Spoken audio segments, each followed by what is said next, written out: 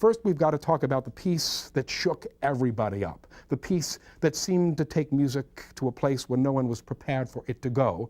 And we've got to talk about the tradition from which the Third Symphony grew, which was the so-called classical or Viennese classical tradition.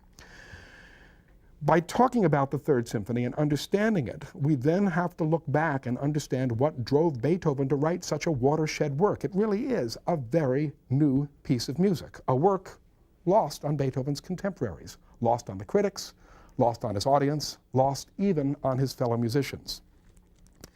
It reflects Beethoven's self-described new path, a path that he's going to stay on for the remainder of his compositional career, and a path that, of course, will become the most influential compositional path in at least European music for the next 100 years. So the questions we must ask ourselves, apropos of Beethoven's Third, and the questions we will ask: what personal, professional, environmental circumstances allow someone the emotional freedom, or imbue someone with the desire, to so break with the aesthetic traditions of their past and indeed their present? It's a good question. Why would Beethoven write a piece that was lost on his contemporaries and then keep writing other pieces that were lost on his contemporaries? Another way to ask the same question, rather more colloquial: where does this guy come off breaking with the style?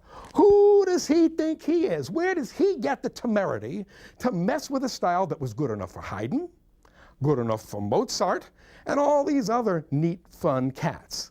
Who does he think he is? Well, that's a really good question. So we must answer these questions by looking back in Beethoven's life, examining his childhood, examining the environment around him, examining his hearing disability and his other physical infirmities in order to understand why, in 1803, at the age of 33, he's prepared to basically throw caution to the winds and write music the likes of which no one has heard or could understand before.